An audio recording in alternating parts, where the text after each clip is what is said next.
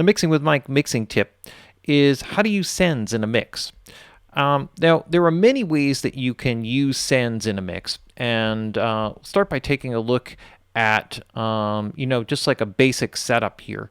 For the vast majority of sends, really you have to determine what they're being used for. So in a mix situation, it would be very different than if we were working with them in a recording kind of setup. So we'll kind of start here a little bit with some vocals and talk about it a bit. So in working with sends, if you're using them for recording, generally the sends are always pre-fader. And the reason for that is that if you were setting your mix as an engineer or as a producer judging a performance, you would want to make mix adjustments that may not be suitable for the performance or the quality of the performance in the headphones of the performer. So if a vocalist is working, they may want a different mix. A certain instrument may make it difficult for them to get their timing and their feel right. But in the studio, that instrument may be important, and the producer wants to maybe make sure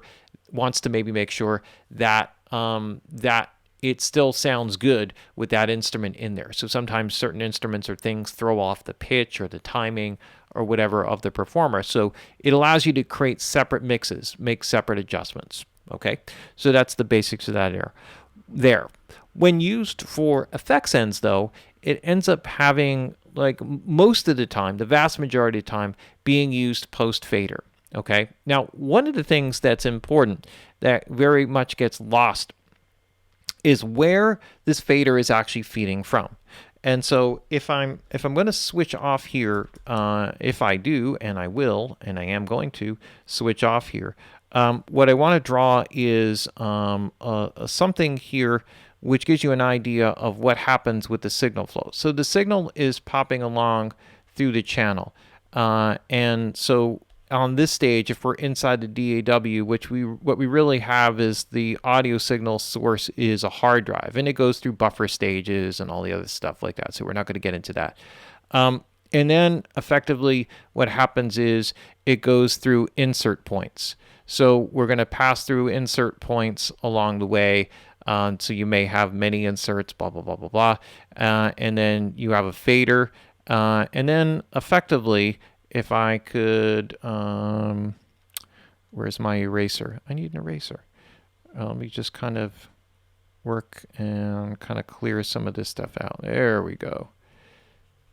All right, so I went a little bit too far here. So let me go back. Uh-oh, which one did I have? Okay, so what happens here then is it then goes through the wrong one, obviously. I think it was one of these guys. There we go. So then it goes through a pan pot, and usually see something that looks like it has an X in it. And then the signal gets split out into a stereo signal. So it feeds into a left-right matrix that allows you to hear the audio signal. So where are you grabbing the send from? Now, when it's post-fader, it's always going to be post-insert. So it's always going to be post-processing, post your EQ, post-compression, post whatever you put on the inserts. And if it's post-fader, now you have to determine whether the send signal is being split pre-pan pot or whether the signal is coming out here post-pan pot.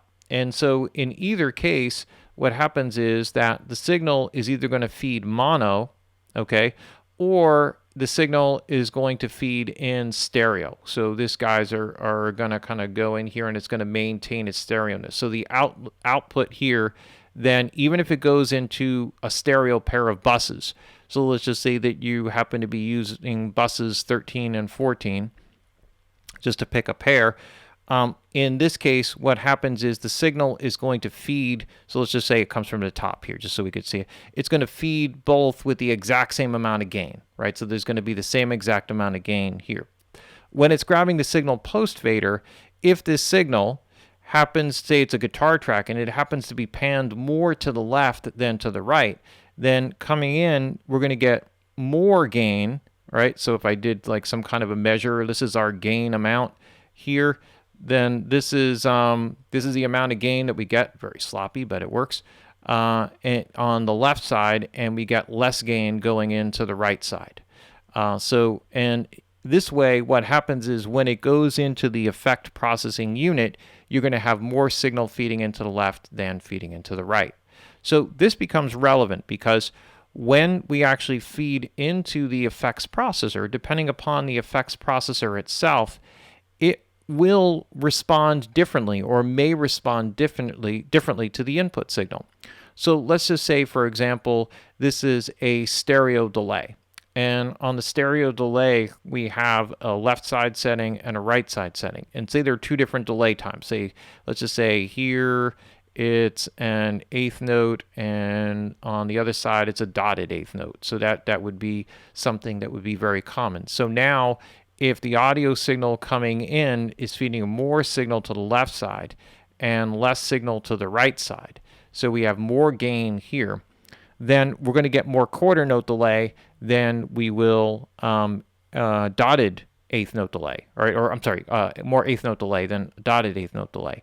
If this was a reverb, same type of thing. It may be that in the reverb unit, the reverb has a certain number of things. Some of the stuff is early reflections, and some of it is reverb. So early reflections sort of define the space.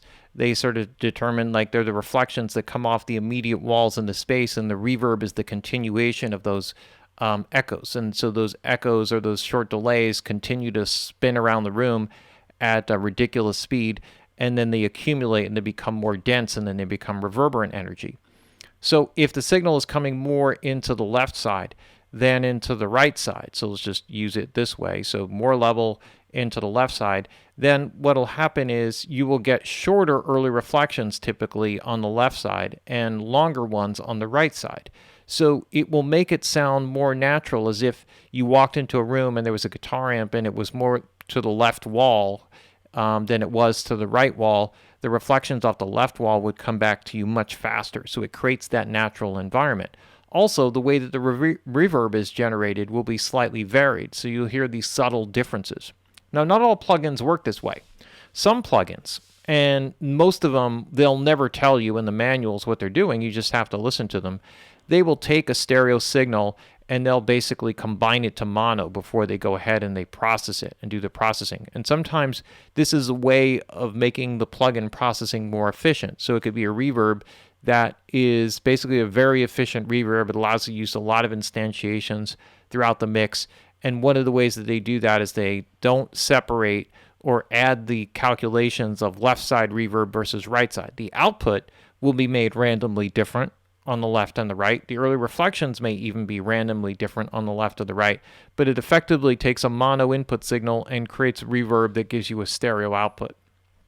The difference can be very subtle, but the cumulative effect of that in working with the send and the output of the reverb, if it's like a little bit more clear on, say, it's very easy to have like 30 or 40 different effects plugins in a mix between, reverb, early reflections, delays, chorusing effects, flanging effects, doubling effects, etc., etc. You go down the line with all the different things, you may have easily 20, 30, 40 of those effects. And if each of those are a little bit clearer and a little bit more focused, then the cumulative effect of that on the mix is huge, because you will get much more depth and much more body overall in the mix. So one of the things that happens, particularly with doubling effects or chorusing effects that you will hear, is that, let's just say that, I'll just draw it a slightly different way here in our speakers. If we have a guitar here on the left and we're feeding it stereo into a doubler, then if it feeds mostly to the left side, it's going to give the doubling effect mostly on the left side in the same basic pan position. So if this is 100% left and this is 100% right, and the pan position is right here, then the effect will be generally right there along with it in that doubling effect. However, if you want it to appear on the opposite side, then you could take that effect feeding and either do one of two things. Either take the output of the delay effect and pan the returns opposite, so the delay effect shows up on the opposite side, in which case you're creating a stereo effect, or you invert the panning, or you adjust the panning from the send of the guitar. So if you have your pan pot here for the guitar, and normally let's just say that it would appear in this position post pan pot. But if you feed it pre pan pot, then into a stereo send, you can pan it over to the opposite side, and then it will give you more signal in the right side. So it's one of these things where if you really pay attention and are sensitive to how you're sending the signal. So, for example, if we're working in Pro Tools, they have something which is called follow main panner. That's what the FMP is. So it'll link the panning to the main panner. So in this particular case, if I pull the main pan pot here, and I'll just move this down so you see the two side by side, this, okay, this is different. I'll just to show you, this is the actual, this guy right here. This is the output, and this is the send up here, send 21 and 22. So when I adjust this, this is following the send here. You follow? Right? So sometimes it's easier to match this. So if I pan this way over to here and I want this to appear opposite in the effect return, then I would look over here and I'd say that's bus 21 and 22. And of course that wouldn't be right here. Why would that be right here? Is that once the only send it's not assigned? So let's just say it's assigned to here because it doesn't seem to be assigned to any of these guys. Then here what I would do is I would take these guys, if I pan them opposite, then the imaging of this would be opposite of what this, and that would create a wider stereo effect. Whereas if I pan this here like this, and the benefit of that is that when I change the main pan pot position, it moves the effect to the exact same panning position. So if I want to make it wider stereo, I reverse the panning on the return side of the effect. If I want it to be more localized to where the individual instrument is, then I'll make it work the same. So I'll keep the panning output the same.